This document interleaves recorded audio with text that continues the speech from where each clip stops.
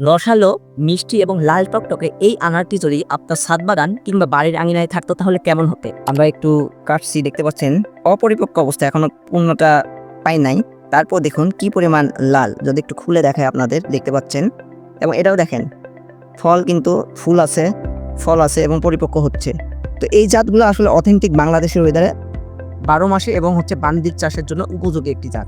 আপনার এই স্বপ্ন পূরণের জন্যই আমরা প্রথমবারের মতো নিয়ে আসলাম এই পরীক্ষিত মাতৃগাছ থেকে উৎপন্নকৃত এই ফলজ আনাচার একটি প্যাকেজ। দর্শক দেখতে পাচ্ছেন আমার সামনে একটি টিউনিশিয়া সফট সিডের মাতৃকলম গাছ। দেখুন কি পরিমাণে ফল হয়েছে, এবং আপনাদের যদি দেখায় উপর থেকে নিচ পর্যন্ত মাশাআল্লাহ প্রচুর পরিমাণে ফল হয়। বাণিজ্যিক চাষের জন্য একটা সম্ভাবনাময় জাত। এরপরে যে জাতটি আসছে সেটা হচ্ছে মেক্সিকান আনার।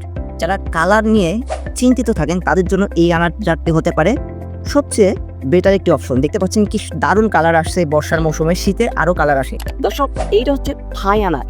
এটাও বাংলাদেশের ওয়েদারে বাণিজ্যিক চাষের জন্য উপযুক্ত একটি আনার, এবং এটা সাইজ প্রায় দেখতে পাচ্ছেন 300 থেকে 350 গ্রাম হয়, এবং ফলে কালার দেখুন মাশাআল্লাহ। এইদিকে দেখুন প্রচুর পরিমাণে ধরে।